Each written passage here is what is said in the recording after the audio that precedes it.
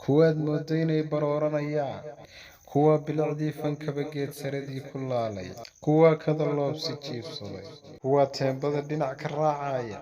kuwaad moodaa inay xabsi ka soo dareereen, kuwa xaraashay xeerarkii fankaba, waarsow kuwa tayo xumadii fankaba tiir ka saaray. sida aad ku soo aragtay codkii iyo fiidiyowgii hore,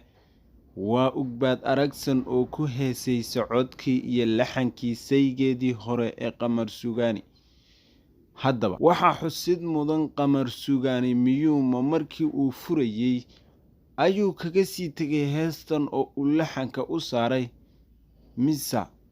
iyada ayaaba fahantay qaabkii uu Qamar Suugaani u saari jiray laxanka heesaha, maadaama uu ahaa saygeedii oo ay wada joogeen guri islamarkaana ay arki jirtay marka uu heesaha laxamaynayo.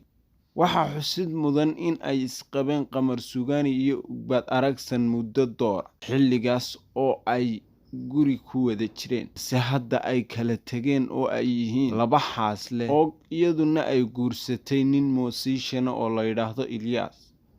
isna uu guursaday inin Ingiriiska ka timi oo la yidhaahdo Nasiim. Haddaba waxaan odhan karnaa markii ay isqabeen ayay ka baratay qaababka uu laxanka u saaro Qamar Suugaani heesaha, maadaama ay guri wada joogeen islamarkaana ay ahaayeen xaas iyo guri buuxa.